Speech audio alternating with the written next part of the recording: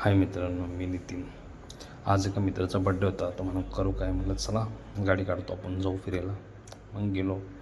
एक रोडला मस्त पहाडी इलाका होता. पहाडी इलाकामध्ये मस्त पाणी वगैरे पडलं होतं. क्लायमॅक्स भारी होता. त्याचा बड्डे सेलिब्रेट करू लागलो होतो. बड्डे सेलिब्रेट करताना मस्त सगळे आपले फोटो घेऊन एन्जॉय केलो होतो. तेवढंच माझ्या एक मित्राचा फोन आला होता का म्हणे तू तिकडे आला असेल तर माझ्या रेसॉर्टला येऊन जा.